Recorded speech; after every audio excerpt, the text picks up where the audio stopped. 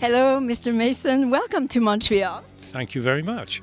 So this tour you are playing early Pink Floyd, I think. Tell me why you wanted to have this precise tour and concept to bring on the road.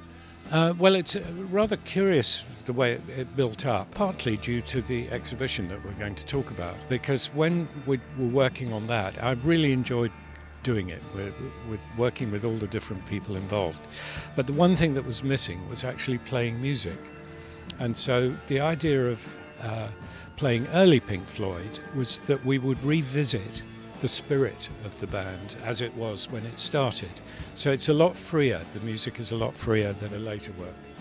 Because we always say that Pink Floyd is the soundtrack of our lives, but it's the soundtrack of your life. So it's important for you to continue to explore.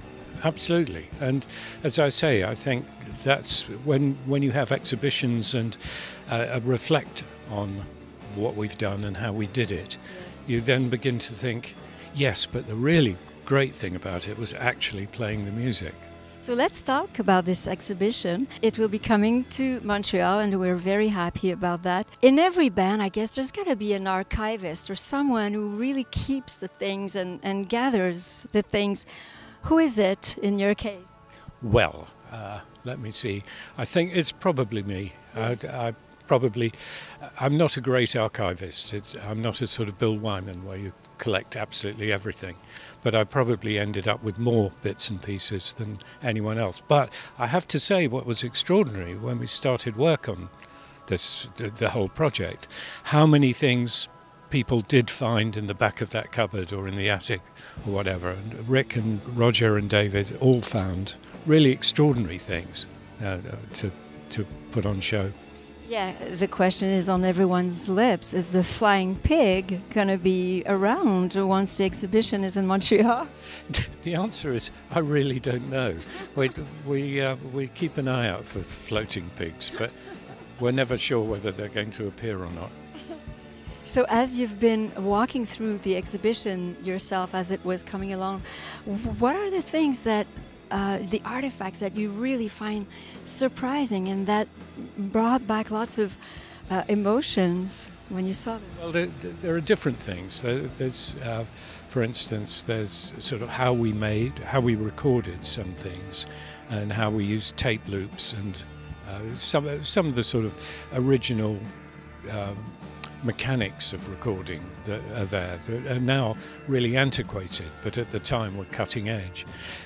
The weirdest thing, without doubt, is the cane that was used to punish, I think, Roger and Storm. But when they were at prep school together, it was a period where they still had corporal punishment. And someone managed to find the cane that was used by the headmaster and the punishment book with whatever crimes they committed. Of course, every city wants to feel that they have a special place in the heart of Pink Floyd, in the life of Pink Floyd. But we in Montreal have a special relationship with the band, of course, and you are aware of that. What does it mean for you to bring this exhibition in Montreal precisely? I think, first of all, there's the French influence. Yes. You know, which for France was for us where we I won't say we had a home there, but in a way they kept Pink Floyd going long before the British really appreciated what we were doing. So that is one thing. And the other, of course, is that playing here in 1977 was the point at which Roger really came up with the whole idea and concept of the wall.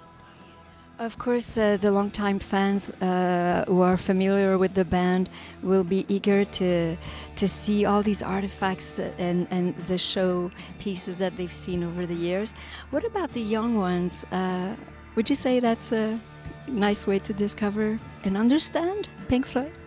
Yeah, I mean, I think one of the ideas we felt when we did the original version of this was to try and show what's actually involved in making this music, with the idea that it might interest a younger audience, not only in the music itself, but in things that they might end up with. That there's a lot more to music than four long-haired idiots on stage. and that actually there's designers, there's engineers, there's so many other aspects to music now, and that this exhibition hopefully shows people a bit more of what's available. Thank you very much.